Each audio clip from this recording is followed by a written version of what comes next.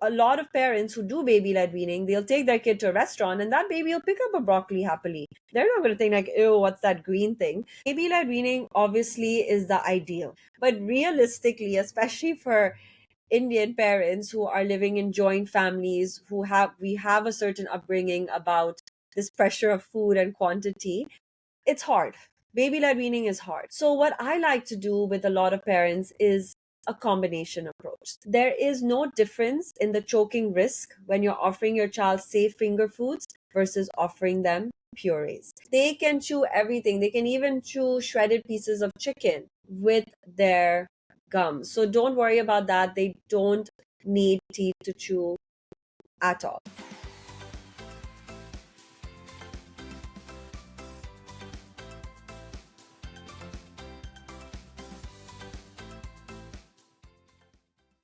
Welcome everyone to the Modern Indian Parent. We are back with another episode. I'm Sanchita Daswani, a pediatric nutritionist. And I'm Rinie Gupta, a pediatric sleep consultant. And every week we are here to bring you episodes to talk about how we can redefine parenting in Indian families.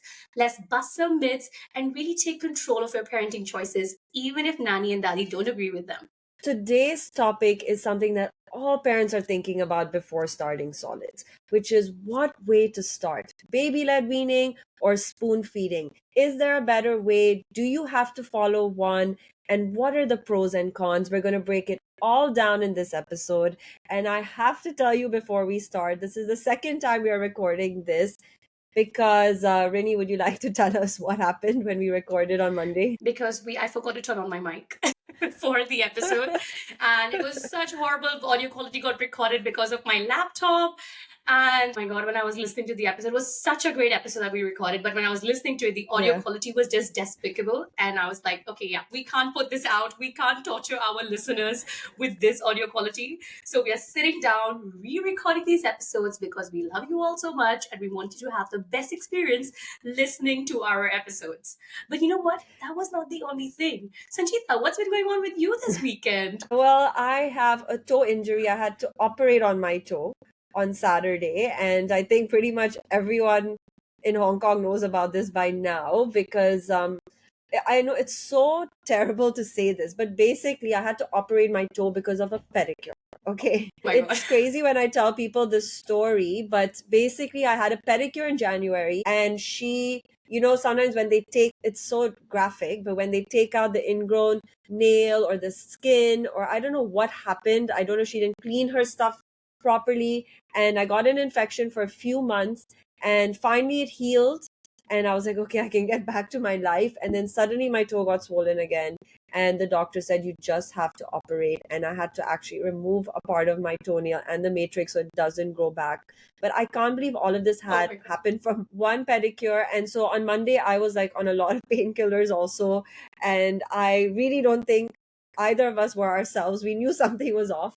But we're back here. We're going to do this again. And I'm sure this is going to be a great episode. We both are. I think technically we're ready, and mentally and physically we're doing much better also today. So let's go ahead with the episode. Absolutely. I am, by the way, legitimately now just scared of getting pedicures. Like, I don't know if I can ever get a pedicure again after listening to this. No, but I've literally told everyone, like, make sure you carry you sanitize everything. But I'm trying to stay on the positive side and just know that, okay, at least I got this operation before I traveled for the summer and it happened here. And the care in Hong Kong is honestly great. So I'm like, okay, look at the positives. So far, the recovery is going okay. You go, girl. And then I'm so glad that you're in better spirits. Let's get right into it because I know this topic of baby led weaning was spoon feeding. This is your jam. Like, this is your ultimate area of expertise. So I think our listeners are going to benefit so much hearing straight from the horse's mouth on how to do this. So before we get into it, you know what, Sanchita, please tell us, what is this baby led weaning approach to introducing solids? How is it different from this traditional spoon feeding that our moms have done and we have done as well? So, baby led weaning is a form of starting solids where what you're not going to do is you're not going to spoon feed your baby and you are not going to offer them any pureed version of the food.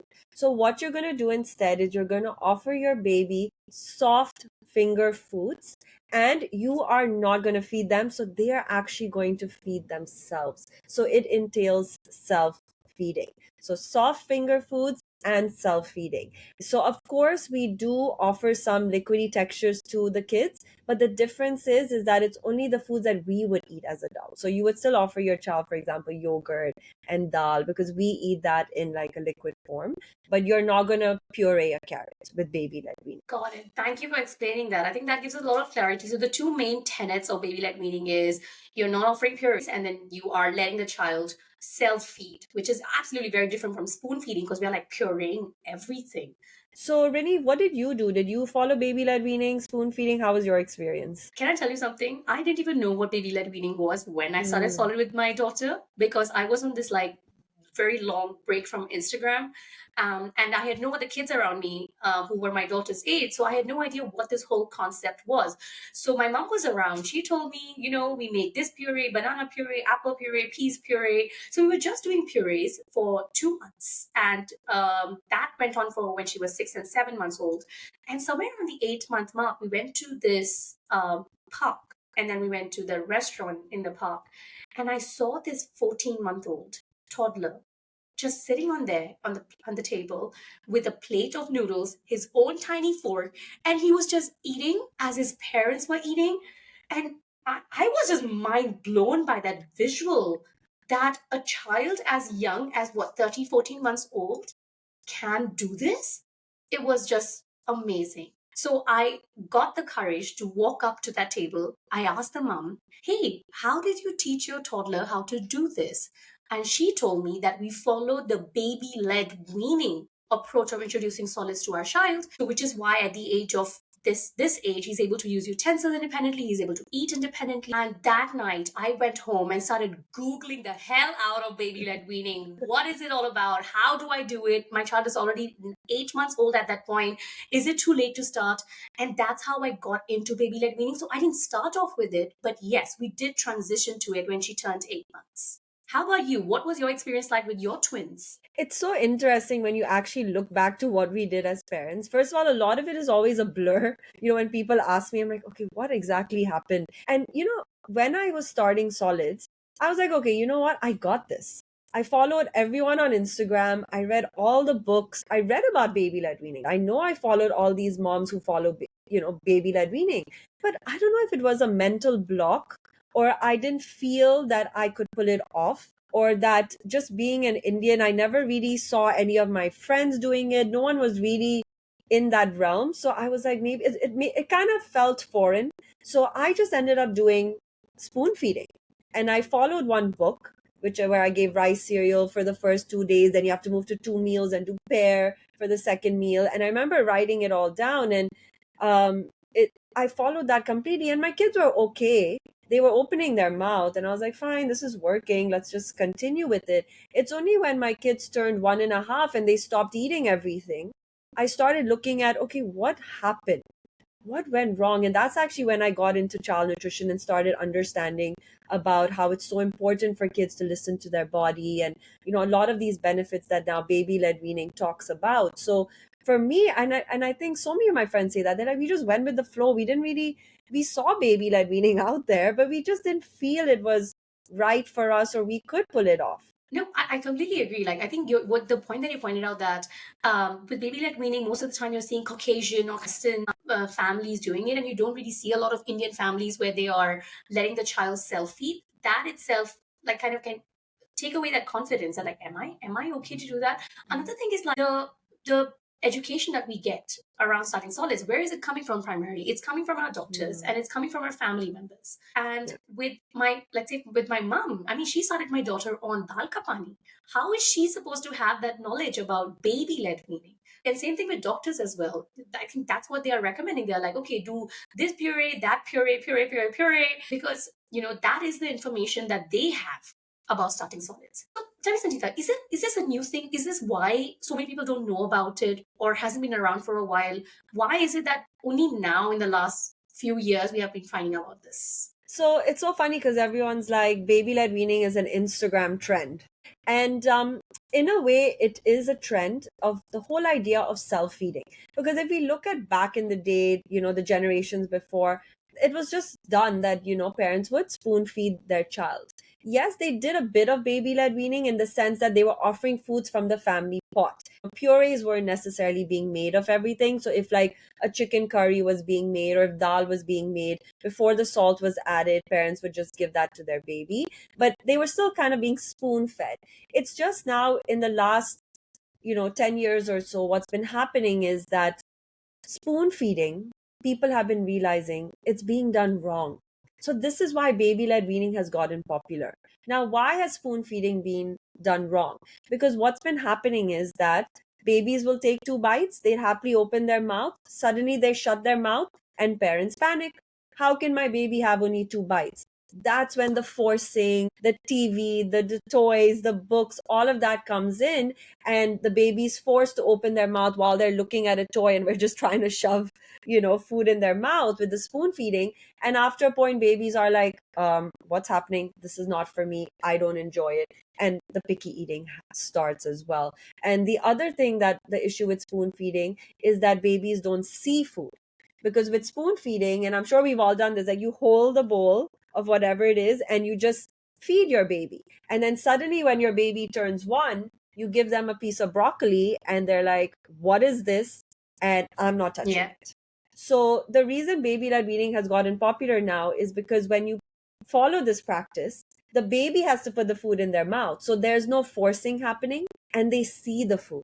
The food is in front of them. So, there's so a lot of parents who do baby led weaning, they'll take their kid to a restaurant and that baby will pick up a broccoli happily. They're not going to think like, ew, what's that green thing? So I could say it's a bit of a trend, but I think it's a positive trend because it is making parents start to question that, is the way I am offering my child food the right way for their long term benefits? So, this is why parents are starting to delve into baby led weaning. And that's honestly why I do what I do.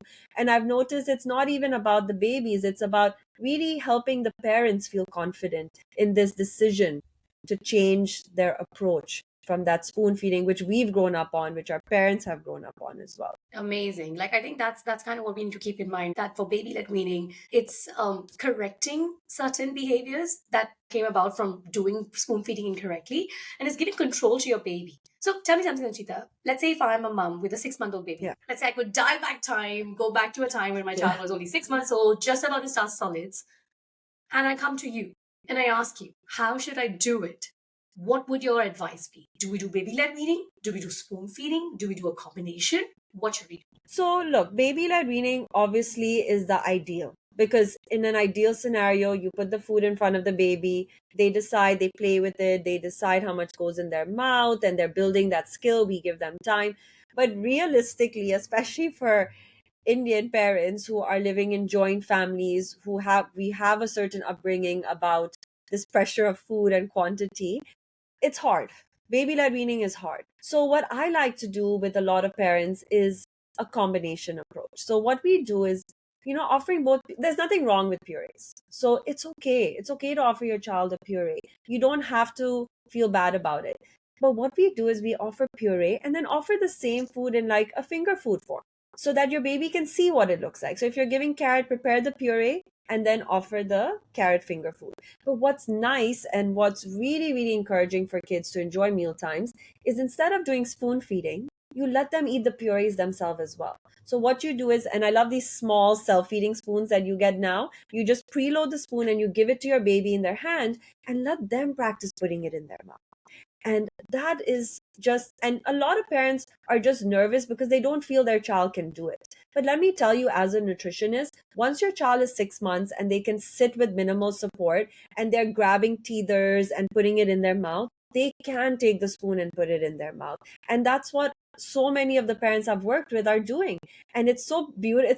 And I think that's why it's also become an Instagram trend because everyone's so fascinated to watch these videos of babies actually putting things in their mouth. Like, guys, it is possible. And for so many parents, it's like, wow, my baby can actually do it. So you don't have to do strict baby led weaning in the terms of, okay, only foods from the family pot, because it's also been nerve wracking. Like, okay, is this masala okay? Is like, but you can take it a bit simple, but just make sure your baby can see food and try and make them eat it themselves, even with the puree. Thank you for that explanation. Like, I wish I had this advice back when I was starting solids. It would have just made things so much easier. It would have improved the feeding journey that I had with my daughter. And you know what? That thing about like watching babies eat on their own. Because I'll tell you, when we started baby led weaning in the beginning, I was genuinely very doubtful of it because there was so much food throwing that was happening and so much messes. She was putting food in her hair, and it was giving me a lot of anxiety. It was giving my Yeah. mom and my mom-in-law a lot of anxiety. They're like, she's barely eating anything.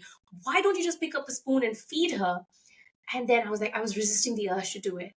But it took a few months and a lot of practice. But once she got to a stage where she could pick up the food, right? She could feed herself, where she could start using utensils on her own as early as 1 year old.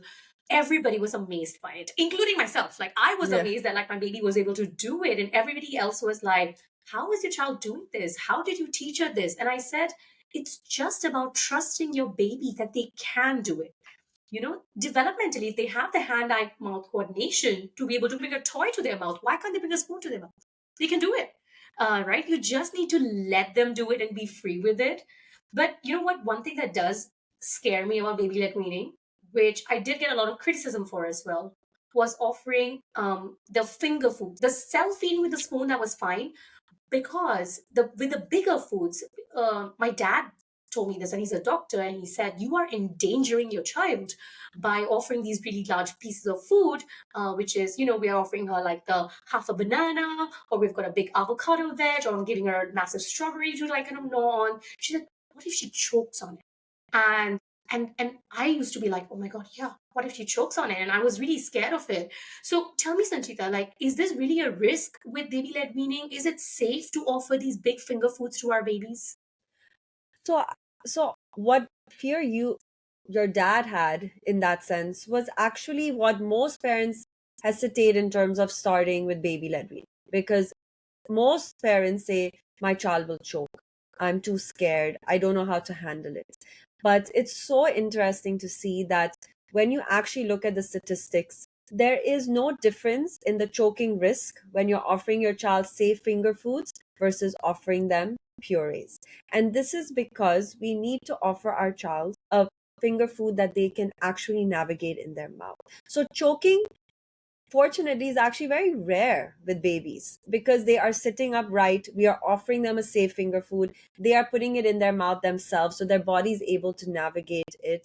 It happens when you offer a choking hazard. So if you offer something that's round that can roll to the back, if you offer something that's slippery that can slip from the hand, if you offer something hard that their gums cannot, chew and soften, or if you offer something that is sticky, those are the main choking hazards. So now what parents are doing is they're offering stick-shaped pieces of food that you can squish easily between your fingers. So if your baby bites a piece off, remember their gag reflex is in front of their mouth. So that's going to stop food from going to the back. The brain's going to get a signal, activate the gag reflex, and you will see your baby is gagging. They will cough, they're loud, they turn red. A lot of parents think that's actually choking. But choking is when it gets stuck in the throat, they turn blue and you can't hear them. So gagging is they're loud, they're red, they're coughing, and you will see babies will spit out the food, or they will move it to the side and the saliva will come in and it will melt in their mouth. So for parents, it's very important to understand the difference and know that it's totally safe to offer these finger foods. We just need to educate ourselves in how to prepare a safe finger food. And even with a lot of parents, I say, look, take your time. If you're nervous, start with puree, start with the idea of self feeding. So you're already on the right track of your child being in control. And then when you're ready, you can start with the finger foods. You don't have to be starting with both at the same time. So really do what you're comfortable with. But I do want you as a parent to challenge yourself a little bit to make changes from that traditional feeding method that we're used to. But you take your time with it. And a lot of parents now, there's so many CPR courses also available online. So I tell parents to take that course because I feel as parents we're nervous about what's the worst that can happen. But if you prepare yourself, if you do the right things, it's quite a beautiful experience to see what our kids are capable of. Oh, that is so true that what you just said. And but you know what, Sanchita, I picked up on something that you mentioned that they are able to know or like bite it off with their gums. Hmm. And I'll tell you, and this is something that my mom again told me because I was learning most of the things that from about starting solids from my mom is that you have to offer purees or puree kind of foods like khichdi and dal rice Hmm. until your child gets teeth. Hmm. You can't offer bigger foods until your child gets teeth. And because when I started doing that at 8 months old, the criticism I got was she doesn't even have any teeth. How are you Yeah. expecting her to bite it? How are you expecting her to chew it? So, what do you have to say about that? So that's another question I get all the time. And I want us to just remember that we chew with our molars. And so even when babies get their front teeth, they're going to bite the piece off, but to actually chew, it has to go back here. And they only get their molars between 1.5 to 2 years of age.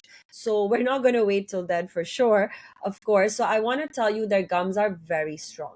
And anyways, we're not giving them hard food. We're giving them foods that's soft and squishable. So with the saliva, with the chewing motion of the gums, they can chew everything. They can even chew shredded pieces of chicken with their gums. So don't worry about that. They don't need teeth to chew at all. My God, this should be like a public Yeah. service announcement. Your baby doesn't need teeth to Neat. chew. And so many parents don't understand that because I think we link teeth to chewing, and when we see a child with no teeth, they are like, "How are you ever going to chew like hard, And not hard yeah, and foods, but like it's even like pancakes and tikkis and things like mm. that? You So expect that a yeah, child cannot eat it without teeth." yeah, so they actually can. I mean, even when we're making the pancakes, we're still making it not like hard, we're making it soft and chewy. But as you give your child practice, that's why I say, you can delay introducing finger foods, but don't delay it for too long because remember, eating is a skill. So the more your child practices, the better they get. So parents that I work with, we start with soft finger foods and we slowly increase the texture so that by 9, 10 months, your baby can eat soft pasta, they can eat bread, but it's just about preparing it correctly. So another thing I actually want to talk about purees is why are purees so popular? Like even when you go to the supermarket now, right? There's all these food pouches and rice cereal, and this got really popular because we were actually starting solids very early when babies were not ready, when they were not physically sitting upright with some like well, they weren't sitting well, so we were like, okay, what can we give them that they can easily swallow?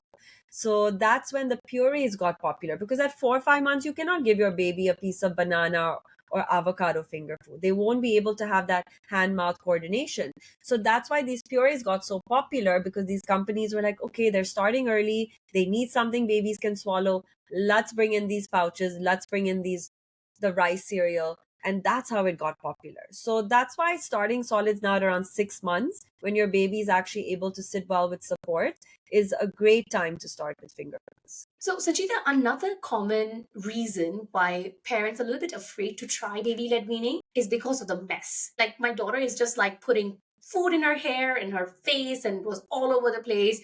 And it was very anxiety inducing. And I'm sure it is for a lot of pups because, the cleanup is just hard.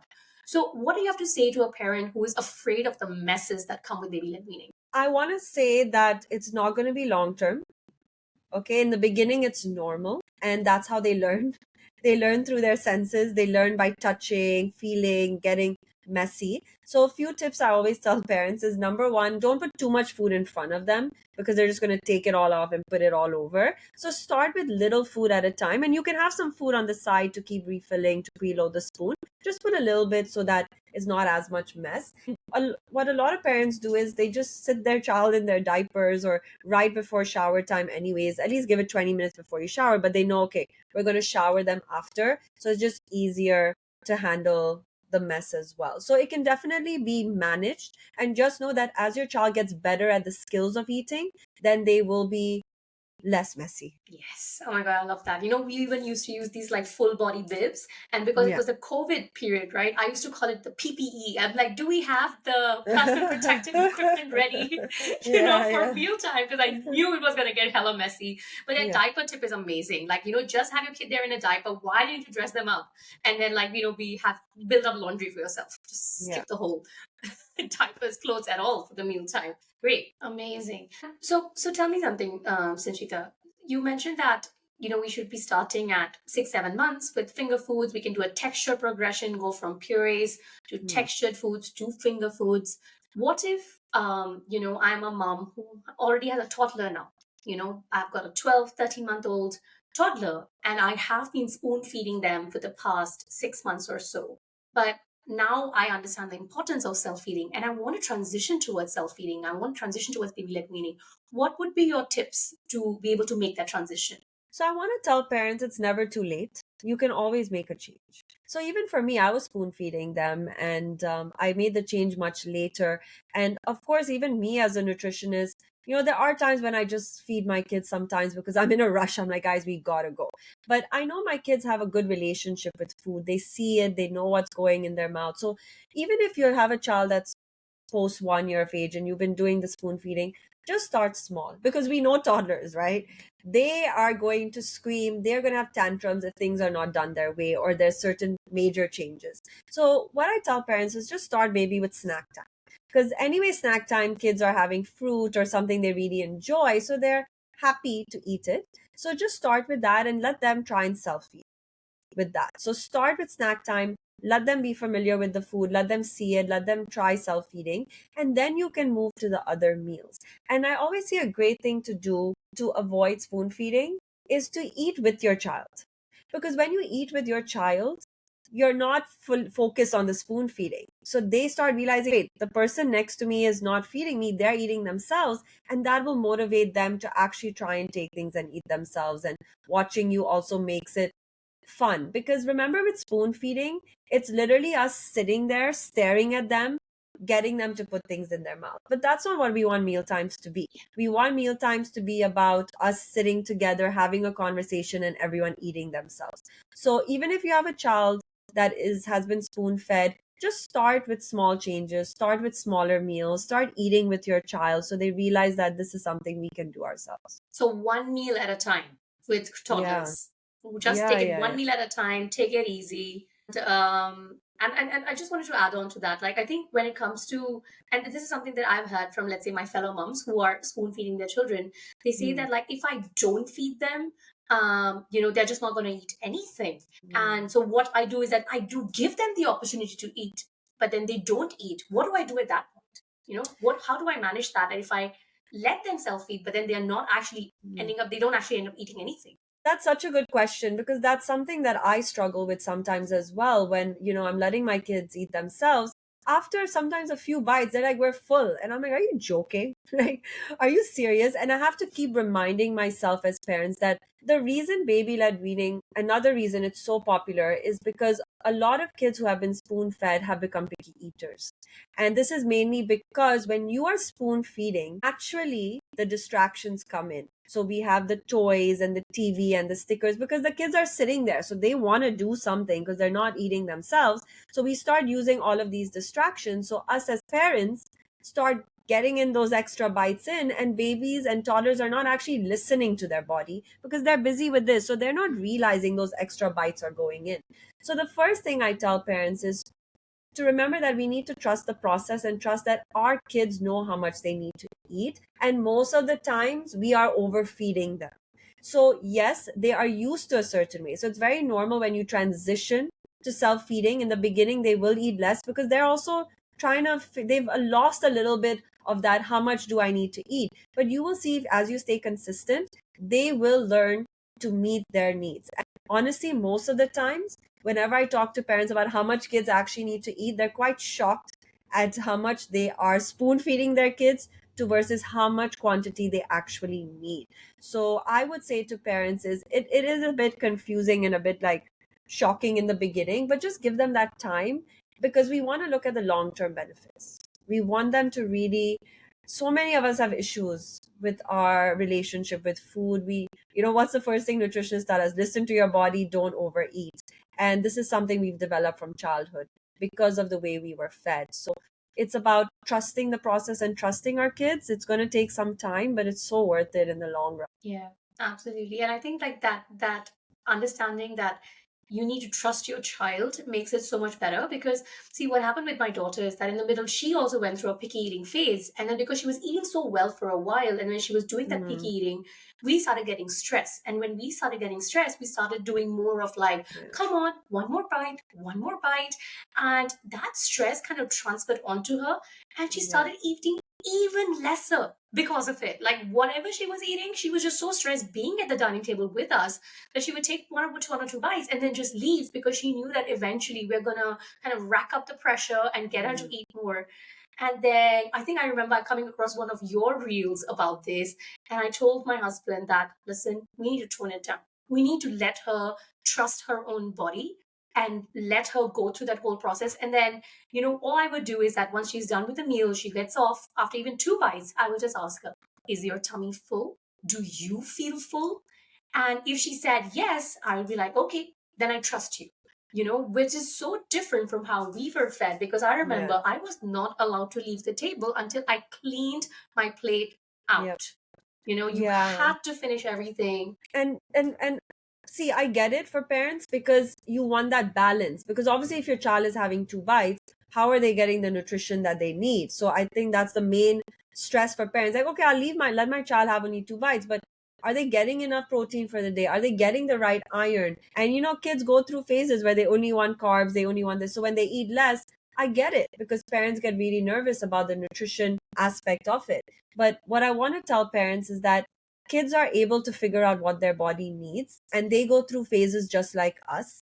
And I know they're growing, they need certain things. So I always tell parents, if your child has only two bites, they come off the high chair, try again in 30 minutes, offer the same food, because we've trained our body, eat at this time, eat at this time. But maybe for them, they need a minute. If they still don't want to eat, then you work on the next meals. So it's not like we have to starve the child, but it's like, okay, if your child only ate carbs at one meal, the next meals focus on making sure there's protein, there's other things. So it's about understanding that our kids are going through this toddler phase, but also setting some boundaries, but not giving in, because at the end of the day, they are kids, they're figuring it out, they want to run around and play. But if we just keep giving in and just sitting there for 1 hour and distracting them, it's not going to work in the long run. And but if you set these boundaries, it will be so much better. And there's, and all these, like on Instagram now, I've been following all these be moms and experts who've been talking about toddler behavior and how to talk to our kids. I think that's a whole new thing for us as well. And it's interesting how this relates to meal times as well, and how we set boundaries, how we let them listen to their bodies. But we cannot just give in all the time as well. Oh, I think the main thing I'm picking up from this entire conversation, first of all, I'm learning so much. Even if my daughter is 2.5, I'm still learning Yeah. from you constantly. But the main thing I've picked up in this is that you have to maybe sacrifice that short term satisfaction of getting your child to finish up a portion of food for the long term benefit of them having a better relationship with food. And that is what baby led weaning is really all about.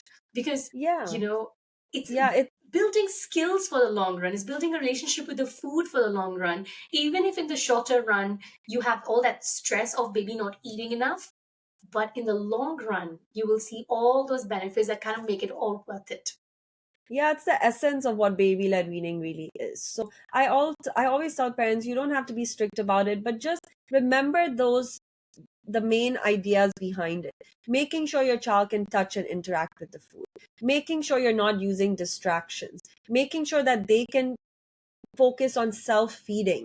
These are the things that are the essence of baby led weaning. Do it in whichever way in your time, but always remember these things. And this is what is really going to help your child have a good relationship with food. Sanchita, we have spoken about so many amazing things today and such great information that you have given to all our listeners. If you could distill it down into three top tips that you want parents to have in mind if they are doing baby led weaning, what would they be? So, three things I would say is, number one, make sure that your child can see some of the food. Whether you're doing purees, whether you're doing finger foods, I want them to interact with it, because that's how they feel comfortable with the food. So make sure they can see a bit. Number two would be, try and avoid the distractions.